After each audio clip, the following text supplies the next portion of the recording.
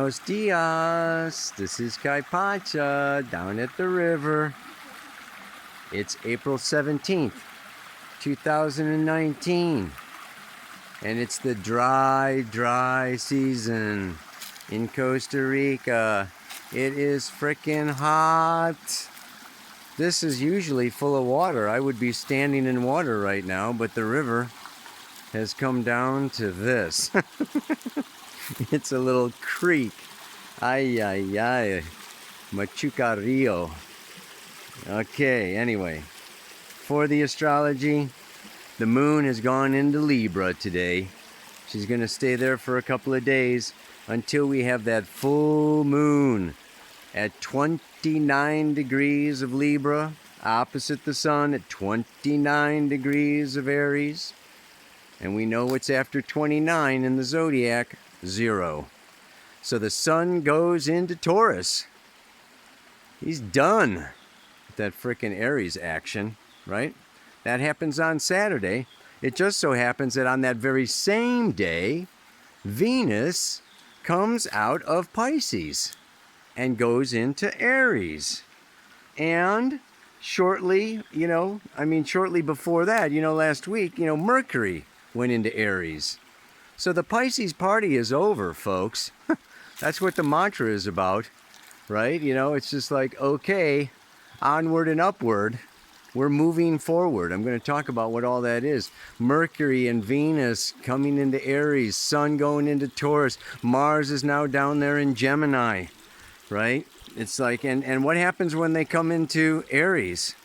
Well, we know that the slow-moving wounded healer is at 3 degrees of Aries. So on Saturday, Mercury is going to be hitting Chiron, right?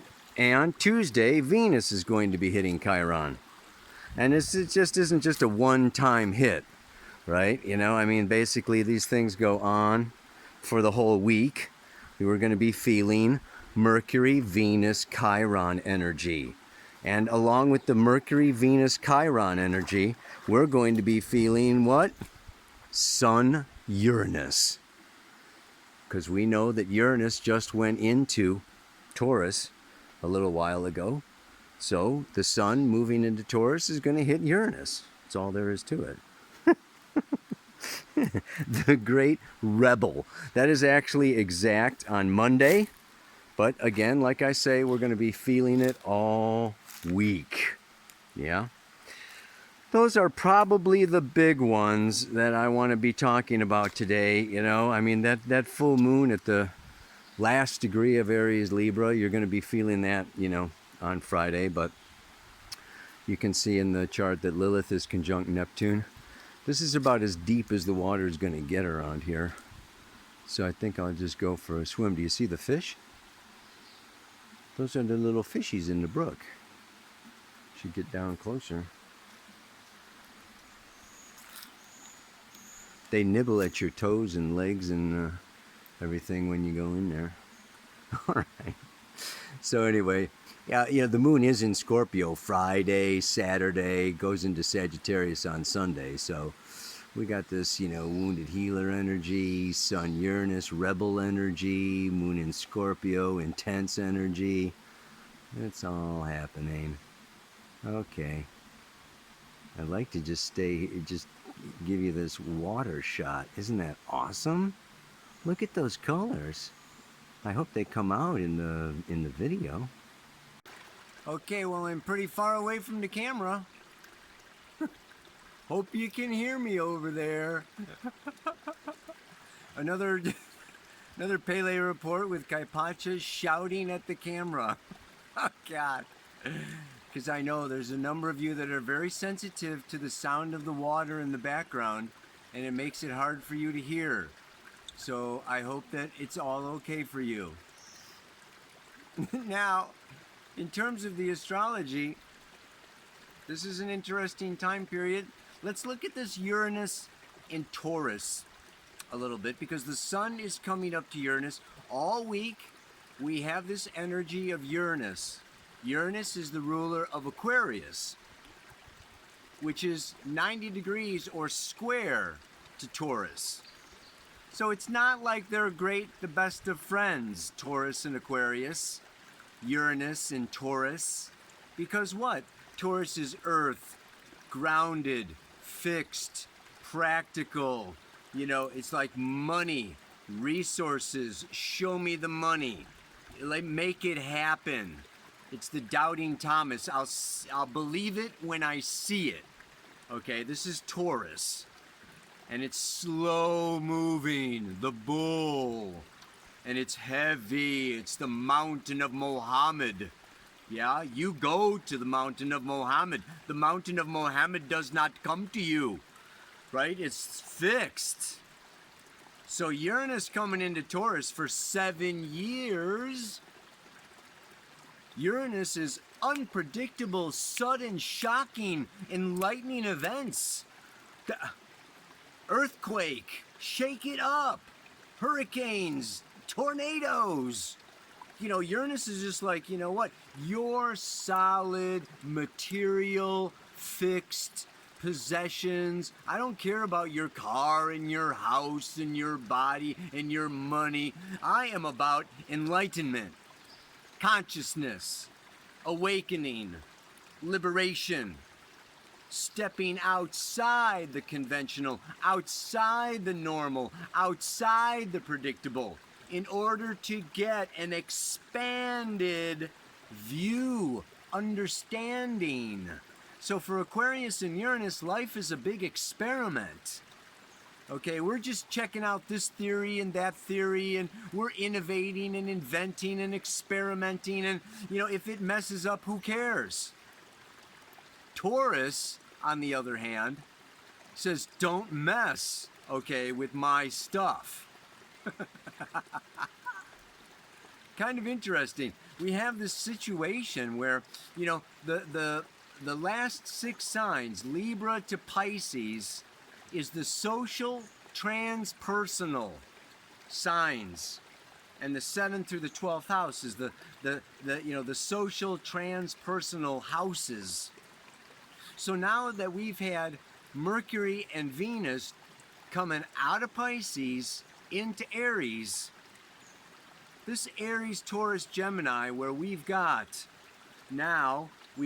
Chiron, Mercury, Venus, Aries is in Taurus, Sun, Uranus, Mars is in Gemini. We've got this buildup of energy in the first quadrant of Aries, Taurus, Gemini. We could say these are the anti-social signs. My Aries is, I have a desire, I have an instinct, I'm going for it. Taurus is, I've got my stuff and my resources, and I'm going to survive. Okay, and Gemini is like, okay, let's be the gypsy and just get around and change this or change that, and, mold and adapt like a chameleon, into its environment. But it's very, these are the 3 very kind of instinctual, personal signs. So this, we're kind of coming out of this cosmic, spacey, well, that's the other thing. We've got Saturn and Pluto in the South Node in Capricorn. It's like this social world is no fun. There's bad headlines and bad news, and, the institutions and the leaders and the this and the that are all corrupt and, trying to hammer us and, order us around and grab all our stuff, and it's a fight to survive. So this Sun Uranus, in Taurus is like, bring it on. It's time now for each and every one of us to develop new talents, new capacities, new sources of income, get another job, get 2 jobs, get 3 jobs, do your healing on the weekends and your regular job here, start this little website or this little business, or sell your paintings on the side, or play music on, it's just like lots of little, this is Mars and Gemini, lots of stuff going on. Check it out, try this, learn that, study that. This is a very good time for building up and gathering making ourselves more potent, more powerful. This is part of the healing that Chiron in Aries will be affording us over the next 8 years. If Uranus and Taurus isn't enough, man, Chiron in Aries is hanging out even longer. And, this is healing the wound of the impotent masculine energy within each and every one of us. We're all yin and yang. We all need both. And we all need a little yang energy. Like, come on. I'm going this way. I don't care what you think. I gotta do it. I'm feeling the instinct, the impulse. Let's be spontaneous here. Well, Chiron in there is kind of putting a little bit of a wet blanket on the fire. And of course, Saturn and Pluto is, in Capricorn is square Aries. It's like, you're not going anywhere until your job is done. Don't think that you can just take a holiday whenever you want. You've got responsibilities, young person. So we may, it's like this new reaching out and this new expression, it may not be easy. It may take time. It may be slower than we would like. We may get stepped on or held back or, bumped, got to bump up against external authorities in order to get our way. I kind of had the image of like a tanker, or one of those ocean liners leaving the San Francisco Bay, right? Or leaving the dock. You know how long it takes? It takes hours for those ships to get ready to set off to sea. And then when they do set off to sea, they are going slow. It's like Taurus Earth on top of the water is one of these, have you seen those down at the Panama Canal? They've got these mega Walmart ships. They had to expand, the Panama Canal, because they've got these super tankers coming through with more Walmart goods and more plastic toys from China than ever before. And those things go slow. So it's kind of interesting, because it's like we might want to go faster. Mercury and Venus in Aries. Sun Uranus wants to break out and break free. But then we've got this pressure from the outside world and external authorities or family members or partners or whatever, wanting safety and, think about my needs and my fears and, wait. So, it's a juggle. Mars in Gemini is juggling, okay, my needs with the needs of others. And finding that balance, okay, is going to enable all of us to move forward together into a new paradigm. And it ain't happening overnight. You got that, man. Anyway, I'm just all into the river. I just want to go swimming. Get this thing over with. I'm done dreaming and spacing out. It's time to get down to work. 'Cause I want to see, touch, taste, and feel a whole new planet Earth. This is the sun moving into Taurus for the next month. And this full moon of illumination. It's like a culmination of the last couple of weeks of, it's time now. Time to go forward. And do it, if you got to do it alone, do it alone. If you can bring somebody with and have a partner, Bring them along. Do it together.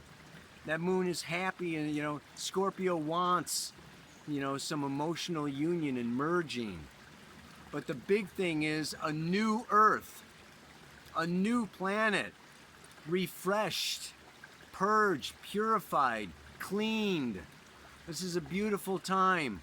Taurus is simple, clean, elegant in that way. Yeah?